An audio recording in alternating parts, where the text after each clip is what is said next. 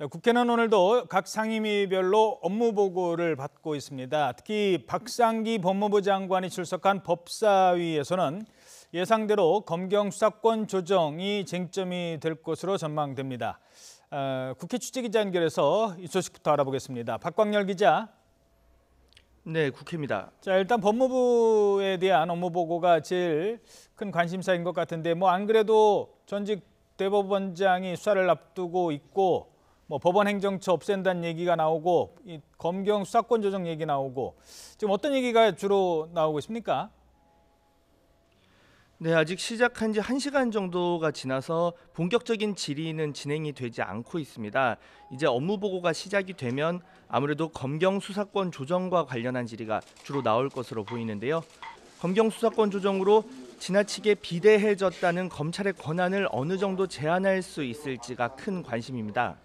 뿐만 아니라 민주당 의원들은 재판 거래 의혹이 있는 양승태 사법부에 대한 검찰 수사가 신속하고 또 철저하게 이루어질 수 있도록 촉구할 것으로 보입니다. 반면 한국당 의원들은 강원랜드 채용 비리 의혹과 관련해 권성동 의원의 구속영장이 기각된 데 대해 표적 수사가 아니었냐 이런 공세를 이어갈 것으로 보입니다. 오늘 법사위에서는 법무부와 함께 헌법재판소에 대한 첫 번째 업무 보고도 함께 진행됩니다. 자, 그리고 민주당 차기 전당대회 후보 등록 이제 내일이라고 하는데 어떻게 지금까지 대진표 윤곽이 좀 갖춰지고 있습니까? 네, 오늘 오전에만 2명이 추가로 당대표 경선 레이스에 뛰어들었는데요. 먼저 4선의 최재성 의원이 혁신과 당내 민주주의를 강조하며 출마 선언을 했습니다. 문재인 대통령 당대표 시절 호흡을 맞춘 경험을 바탕으로 소통하는 당청 관계를 강조하고 있고요.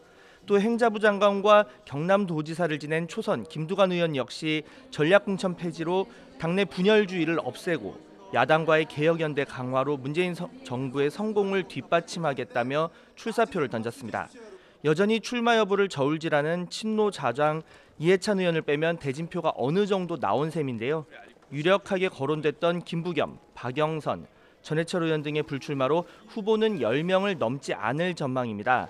이미 출마 선언을 한 박범계, 김진표, 송영길 의원에 이종걸, 설훈, 이인영 의원 정도가 추가로 합류할 것으로 보입니다.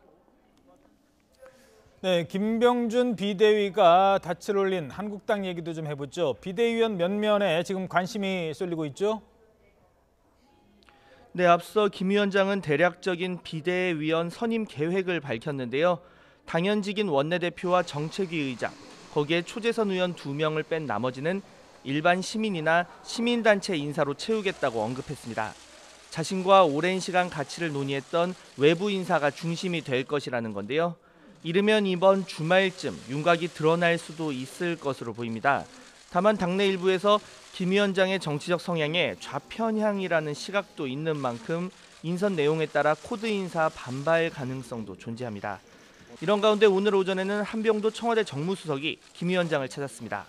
한 수석은 김 위원장이 진보와 보수를 뛰어넘는 새로운 정치에 대한 갈망이 있는 만큼 다툼보다 정책으로 경쟁하는 야당이 되길 바란다고 덕담을 건넸습니다.